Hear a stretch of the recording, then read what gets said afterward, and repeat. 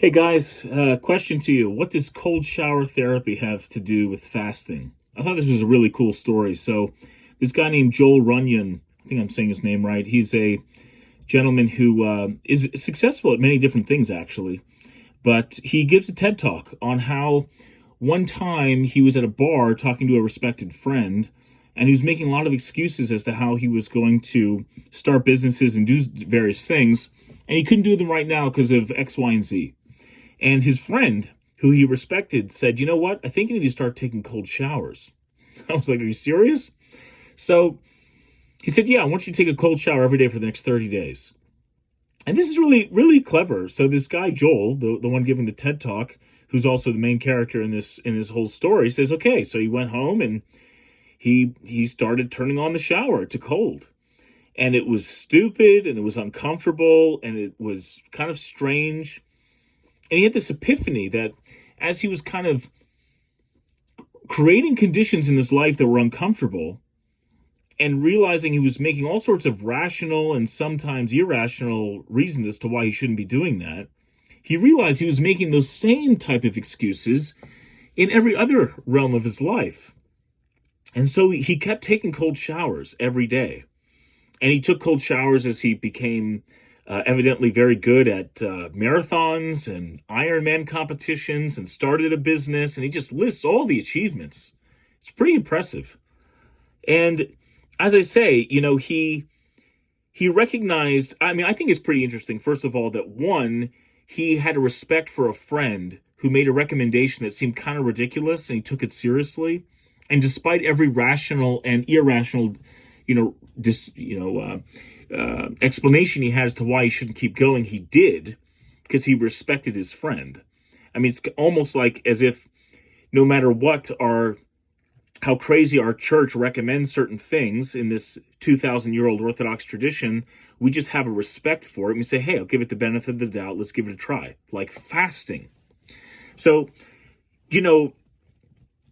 this guy's not recommending the cold shower therapy as a health benefit. He's just talking about the psychological impact, a very spiritual challenge, really, if you think about it.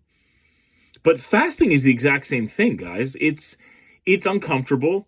It seems a little irrational. It doesn't really make sense. It's sort of annoying. It's sort of frustrating. It's sort of weird, that as you're skipping breakfast or maybe even skipping lunch and a friend's like, "Why aren't you eating?" Like, "Oh, I'm just not eating right now. I'm not sure why, but I'm not." Okay. But here this guy is layering on into his life this paradigm shift, which makes all the difference, which is that he was conveniently making excuses, some of them rational, some irrational.